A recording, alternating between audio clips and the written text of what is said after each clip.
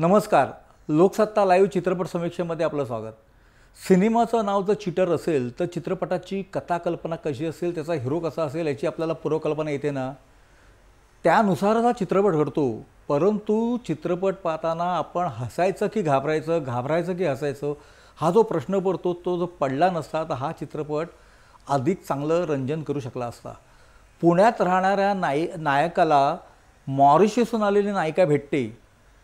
पण ही नायिका जेव्हा पुन्हा मॉरिशसला जाते तेव्हा तिच्या बाबांनी एक 100 वर्षापूर्वीचा बंगला विकत घेतलेला असतो आणि त्या बंगल्यामध्ये भूत आहे असा जो आभास होतो.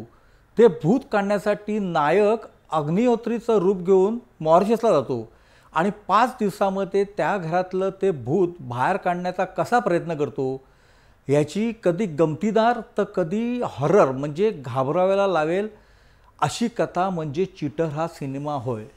आता ही मूळ कल्पना इंग्लिश चित्रपटावरनं आहे, हिंदी सिनेमावरनं आहे की अजय फणसेकरला सुचली आहे, हे प्रश्न पडतातच. दिग्दर्शक अजय फणसेकरचा हा 7वा चित्रपट म्हणल्यानंतर त्याच्याकडनं आपल्याला अधिक सकस आणि चांगल्या मनोरंजनाची अपेक्षा होती. अजय फणसेकरकडेच उत्तम दृश्य माध्यमाची जाण आहे, कौशल्य आहे, तो मेहनती आहे. परंतु ह्या चित्रपटाला तो अपेक्षित उंची देऊ शकला नाही. वैभव तत्ववादींनी चिटरची भूमिका केली आहे, खूप सहजपणे केली आहे. परंतु त्याच्या व्यक्तिमत्वाला ती भूमिका कितपत सूट होते हा काही वेळेला प्रश्न पडतो. पूजा सावंत दिसली छान, तिच्या ग्लॅमरचा उपयोग करून घेतला आहे. चित्रपटामध्ये 3 जोशी आहेत. ऋषिकेश जोशी खरंच धमाल उडवतो, छान नाचला आहे. सुहास जोशी आहेत आजीच्या भूमिकेमध्ये आणि आसावरी जोशी आहेत पूजा सावंतच्या आईच्या भूमिकेमध्ये.